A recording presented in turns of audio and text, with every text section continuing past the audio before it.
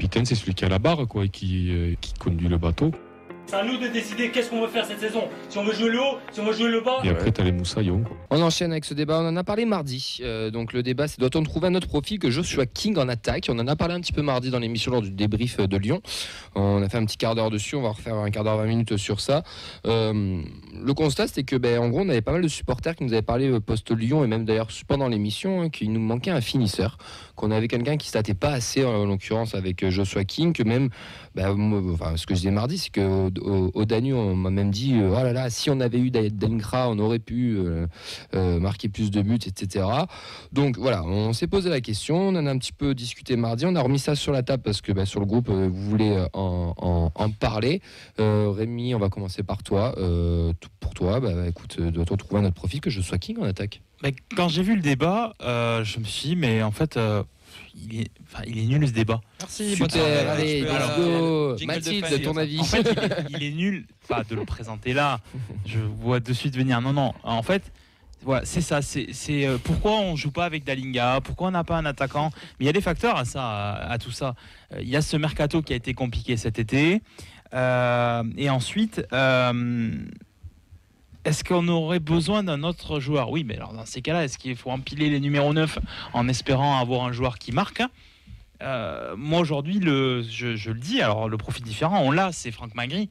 Alors bien sûr, il est différent, oui. Ah oui, bien sûr. Alors attends, bien sûr qu'effectivement il marque pas, bien sûr qu'il n'est pas efficace, mais on a déjà fait le débat du numéro 9 il y a quelques semaines dans cette émission. Tant qu'il n'y a pas un départ, il n'y aura pas d'arrivée en poste de numéro 9, et notamment ce 9 qui marquerait des buts. Non, cette année on joue différemment, on joue avec King. Je ne vois pas pourquoi ça deviendrait notre tête de Turc parce qu'il ne marque pas depuis 3-4 matchs. C'est un profil différent, c'est un joueur qui a l'habitude effectivement de servir de point d'ancrage. Il a aussi joué plus bas quand il jouait en Angleterre, donc c'est pas effectivement ce numéro 9. Moi, titre personnel, je préférerais avoir un numéro 9 qui ait des valeurs d'espace, qui est offensif, qui est efficace dans toutes les zones offensives, mais ça a un coût. Et cet été, on n'y est pas arrivé. Et ça, à un moment donné, il faut que les supporters se le mettent dans la tête. C'est qu'aujourd'hui, notre choix numéro 1, Magri, en début de saison, ça n'a pas marché pour X raisons. Et ensuite, King qui est arrivé en fin de mercato, c'était effectivement une opportunité et il va falloir qu'on fasse avec. Je suis d'accord avec Rémi sur la fin de son argumentation, mais je répondrai quand même oui à la question. Parce que je trouve la question est... Le débat est peut-être nul, mais la question est bien posée, justement, parce qu'on dit... Merci Sacha. On doit trouver un autre profil que Joshua King, et clairement, je pense que c'est ce qu'il nous faut, puisqu'on a des fins de contrat qui arrivent. Maintenant ? Non, pas maintenant, mais on sait très bien qu'un recrutement, surtout au TFC, quand il arrive, le gars, il est pisté depuis des mois. Et je sais que cet hiver, ça a l'air, le mercato a l'air d'être très calme, il n'y aura peut-être aucune arrivée, mais c'est pas pour autant que je me projette pas sur la suite. Et je pense que s'il nous fallait un joueur, si jamais on avait le droit d'avoir un joueur, moi je prendrais un attaquant justement, parce que Joshua King, je l'adore. J'ai eu l'occasion là de le voir depuis que je suis revenu au stade. J'adore le travail qu'il fait. Il a moins peut-être ce capital sympathie parce qu'on sort de Dalinga qui a empilé but sur but en pointant le logo, et de Ricili qui était le joueur chouchou parce qu'il courait partout. Dalinga, il y en a qui l'ont déboîté. Attention, Dalinga en termes d'attitude, c'était pas non plus le top. Bien sûr, mais les souvenirs qu'on en a, tu vois, c'est pas forcément. Il est resté, le gars, il a marqué les plus grands moments de l'histoire. Non, c'est pas mon cas. Ah non, je suis pas d'accord. C'est un autre débat, mais je suis pas d'accord. Dans la commu, là, il a pas tort. Mais les gens réagissent comme ça. Et Joshua King, tu vois, les efforts, il les fait, mais peut-être de manière plus intelligente et moins visible. Et je trouve que dans la manière dont on joue aujourd'hui, c'est-à-dire miser sur la solidité défensive, déclencher le pressing assez haut, mais sans avoir un bloc trop haut, essayer de jouer sur son jeu de haut but, qu'il essaie de combiner, de porter un peu plus le ballon pour faire remonter un peu tout le monde. Tu sens que la technique, il l'a. C'est peut-être pas le joueur de surface, mais vraiment ce qu'il arrive à apporter sur le terrain, moi, je suis très fan. Mais c'est vrai que, et Clément le dit souvent quand on fait les retours de match, il est très peu en position dangereuse ou en position de frappe. Il est très peu servi finalement sur 90 minutes. Et d'ailleurs, il sort souvent, même avant ça, il a presque rien à se mettre sous la dent. Donc, t'es énervé, Mathilde. Donc moi aussi, j'aimerais un attaquant qui, tout seul, arrive à se procurer des occasions parce qu'il a des qualités que Joshua King n'a pas. Mais tu as raison, ça coûte très cher. Et attention à pas tout cramer, à pas tout dérégler, parce que Carles travaille maintenant avec ces joueurs-là. Et on a souvent reproché de faire ce qu'il pouvait avec ce qu'il avait. Maintenant, je trouve qu'il a mis des idées en place et que les joueurs arrivent assez bien à le suivre. Donc j'aimerais pas briser cet équilibre. Mais oui, Franck Magri, ça marche pas. Joshua King, ça marche, mais il est fin de contrat 2025. Donc faut-il trouver un profil différent de lui ? Je pense que oui. Avoir un truc plus complémentaire, un truc différent, une solution qui sort du banc et qui t'apporte vraiment pour créer plus de danger quand tu as besoin d'en apporter en fin de match, ce qu'on n'arrive pas à faire quand on court après le score, c'est forcément une bonne chose. J'ai failli casser quelque chose, autant pour moi. Mais c'est parce que je veux revenir sur ce que tu as dit, Sacha. Il est pas servi, peu servi. En fait, pour moi, c'est un faux débat. Le numéro 9 en lui-même, pour moi, c'est le jeu proposé qui est difficile. C'est-à-dire que l'attaquant a très peu de choses à se mettre sous la dent.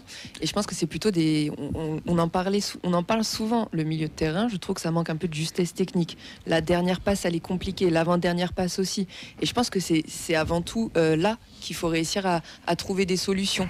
Avant de parler de changer d'attaquant, de finisseur, mais déjà, il faut que le gars soit en position de finir quelque chose. Enfin, et en ce moment, ça arrive pas souvent. Enfin, je trouve depuis quelques semaines, c'est ça plutôt le problème qu'a le TEF. On peut le voir contre Lyon. Il n'y a pas de grosses occasions franches, de grosses occasions nettes. Il y a des situations, mais il manque toujours quelque chose. Il y a toujours un truc, un geste et autres. Et on sait très bien. Enfin, moi, je pense, mon avis, c'est que dans le foot, oui, mettre des buts, c'est très compliqué, ça, je suis d'accord. Mais avoir la passe juste au bon moment, c'est aussi très compliqué et c'est difficile à trouver. Et je trouve que depuis quelques semaines, même la saison dernière, vous avez perdu des joueurs au milieu de terrain qui avaient une vraie patte et ça se ressent. Et donc, quand tu es un attaquant et que tu as une occasion à te mettre sous la dent. Bien sûr, il faut être ultra efficace, mais comme le disait Rémi, un grand attaquant, un vrai buteur et un mec qui est capable de te planter vraiment des buts, ça a un prix. Et je pense pas que le TEF ait l'argent pour se payer ça. Et encore une fois, même un très grand attaquant, s'il a un ballon par match, c'est compliqué. Ce qu'on disait plus ou moins mardi, moi, je vais le répéter encore aujourd'hui, c'est que déjà, je pense que les gens, faut qu'ils se mettent en lumière que sur le papier, ce qu'il y a et ce qui se passe sur le terrain, c'est totalement différent. On est dans un foot qui est très hybride. King n'est pas juste un simple numéro 9 parce qu'il est attaquant comme on peut l'avoir sur FIFA. Il faut déconstruire un petit peu tout ça. C'est un attaquant où déjà, je trouve que tous les schémas préférentiels passent par lui en attaque. Il est beaucoup trouvé dos au jeu, etc. Il revient beaucoup défendre en appui aussi. C'est lui qui déclenche les pressings. C'est un attaquant, ce n'est pas un finisseur. Dalinga avait plus ce rôle de finisseur et n'avait pas ce profil-là. Et l'année dernière, je pense qu'on peut ressortir des bandes, on râlait en disant que Dalinga avait du mal justement dans ce type de jeu-là. Donc et encore, il a progressé. Et encore, il a progressé, bien sûr. Donc je pense que c'est le type d'attaquant que veut Carles, pardon. Parce que Carles, pour lui, à mon humble avis, il veut qu'on finisse nos actions, mais que ce soit pas forcément le numéro 9. Il faut que ce soit des ailiers qui soient forts, comme Beau à Bourcla qui le sont, qu'on ait des dernières passes aussi qui soient peut-être un peu plus justes, ce qui nous manque aujourd'hui. Mais King a un profil d'attaquant, on va dire, de pas forcément finisseur. Il doit participer beaucoup au jeu. Et en plus, notre système, notre schéma est très hybride. Vous pouvez regarder un peu comment ça se passe sur les matchs. Il reste rarement en pointe tout seul. Il revient même des fois dans le milieu. On a même des fois Beau et Abouklal qui sont devant, et lui limite en numéro 10. Enfin, on peut passer en 4-4-2 aussi. Enfin, c'est très, très, très, très, très hybride. Et pour le schéma de Carles, pour ce qu'il veut mettre en place, c'est le profil parfait. Néanmoins, son contrat arrive bientôt à la fin. Il est âgé, entre guillemets. Donc, il va falloir quand même aller chercher un nouvel attaquant. Un autre profil, moi, je ne pense pas. Parce que c'est ce profil-là que Carles veut. Par contre, l'opportunité de marché de cet été a fait que c'était compliqué. L'opportunité de cet hiver, j'espère que ce ne sera pas la même opportunité que celle d'Emoulic il y a 2 ans ou 3 ans. Mais il va falloir quand même aller chercher quelqu'un. Non, mais je te rejoins sur ça. Pour moi, c'est le même profil, mais en plus tueur, peut-être. Mais encore une fois, le problème, c'est ce que je mettais moi sur le point. Là. C'est le dispositif fonctionne très bien. C'est pas grave d'avoir un attaquant à 5 buts. S'il est impliqué sur 20 buts par des passes décisives ou des actions décisives, pour moi, c'est une faillite collective. C'est-à-dire que avec ce jeu-là, il doit faire marquer les autres doivent marquer aussi, quoi.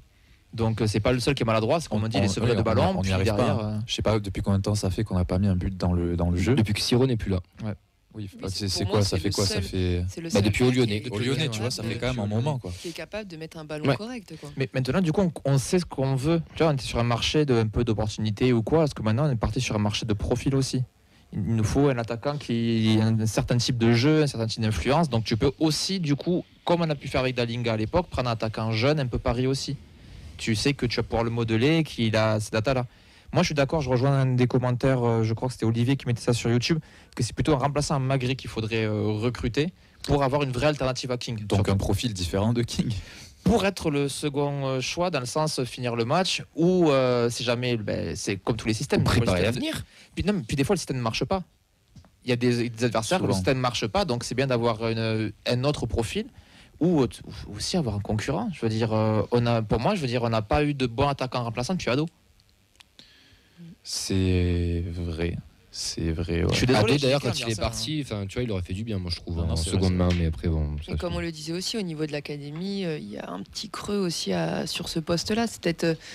Peut-être que je pense à la place de Damien Comolli, lui, il aimerait que ça pousse un peu d'en bas. Ça arrive chez U19, comme c'est jeune, ça a 17-18 ans.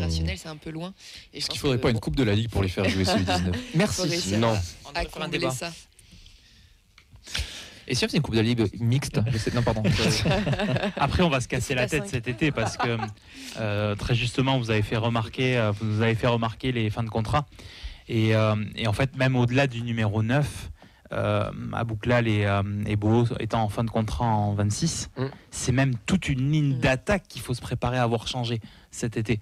Parce que potentiellement, s'ils ne sont pas prolongés, je crois pas à la prolongation. Ils vont faire des choix. Je crois pas à la prolongation. Alors, s'ils ne sont pas prolongés, alors moi j'ai du mal à croire à la prolongation de l'un et de l'autre, parce que ça a aussi un coût et que je pense qu'en termes de prétention salariale, je pense que Egbo et Abouklal vont aller chercher un contrat plus juteux. Et donc là, je pense que c'est même totalement... il faut se projeter sur changer la ligne d'attaque dans sa globalité l'été prochain. Ça va être très compliqué. Et question, est-ce qu'on a des solutions internes? C'est loin. Pas pour maintenant, mais du coup pour l'année prochaine, du coup. En termes d'attaquants, c'est loin. Je pense que tu fais référence au 17 qui marche bien. Genre de tête, là, j'ai Silla, Touré. 17, 19, N3. J'ai le petit de N3 là, qui vient d'arriver de Bordeaux. C'est quand même assez fait. C'est un peu, c'est pas foufou non plus. Après, il y a qui? Comment il s'appelle? Thibaut Nègre. Thibaut Nègre. Ouais, c'est jeune. C'est très jeune. C'est piges. Tranquille. Les mecs. Après, pourquoi on a vu des défenseurs et des gardiens sortir jeunes? Pourquoi pas l'attaquant aussi? C'est une question. Non, mais c'est toujours une question pas le même compliquée. poste, c'est compliqué. Tu peux pas vraiment tabler sur ça en te disant que chaque année tu vas avoir un pitchoun qui va sortir du centre et qui va s'installer dans le 11 comme on a depuis 2-3 ans. Alors c'est bien quand ça arrive, mais vraiment utiliser ça comme une base solide d'avenir. Les jeunes, ils peuvent, comme Canvo ça lui est arrivé, ils peuvent se péter à n'importe quel moment. Ils peuvent, ils peuvent signer ailleurs si le contrat pro est pas signé assez vite. Tous ces trucs-là, il peut se passer tellement de choses que ça paraît dangereux de miser sur ça, en tout cas. Surtout pour le poste de numéro 9 qui est crucial dans une équipe. Mais moi, vous me prendrez peut-être un point fou, mais le fait qu'on aille chercher Sidibé et King qui ont des statuts, même si c'est sur la fin, là, ils ont eu des statuts et des carrières derrière eux. Et que tu as su attirer ces joueurs-là et qui en plus se sentent bien dans le club et réussissent, parce que Sidibé il réussit pleinement, King il réussit aussi, même s'il ne state pas et qu'il ne marque pas 25 buts comme tout le monde aimerait, mais il n'a jamais marqué 25 buts dans une saison. Mais je pense qu'aussi en ayant attiré ces profils-là, tu as peut-être titillé d'autres futurs profils un peu comme ça. C'est une carte de visite, Valère ça ouvre une porte. Non, on parle de mecs internationaux quand même. On parle pas de. Il joue en Australie, l'international du coup. Mais je pense que ça peut arriver. Peut-être qu'il y aura des noms qui vont arriver et on sera surpris. Il y a la politique là, du mercato estival l'année dernière qui a un petit peu changé. On a pris des trentenaires, un peu plus d'expérience. On n'est pas à l'abri cet été de retrouver peut-être un attaquant un petit peu sur la trentaine là, qui va chercher un dernier contrat et qui veut pas non plus un dernier gros chécos, mais juste un projet. Et si on accroche, j'ai bien si, j'ai plein de si. Mais si on accroche un petit truc à la fin de la saison, peut-être que ces mecs-là, tu pourras encore plus facilement les faire venir. Je pense que c'est un premier tremplin en fait, ces joueurs-là. J'aurais aimé que le TEF ait une idée aussi un peu comme Nantes a eu avec Ablin, qui était en difficulté un peu à Rennes, etc. Ablin, c'est pas mal en plus. Et je me dis que si on arrive à trouver une... 11 millions quand même. Oui, je suis d'accord. C'est un 9. 8 millions accord Adams. Accord Adams, 8 millions. Oui, d'accord, mais c'est ça le problème, c'est qu'à ce poste-là, ça a un prix. C'est compliqué. Et puis c'est même presque surpayé des fois, même. Parce que Ablin, pour le coup, c'est le marché qui veut ça. C'est des produits rares. C'est ce qu'il disait Comolli cet été, c'est que c'était trop cher et que peut-être que le même joueur dans 2 ans sera 2 fois moins cher et pourtant il aura autant de rentabilité. Après, il est pas honteux d'aller relancer, comme tu dis, un joueur.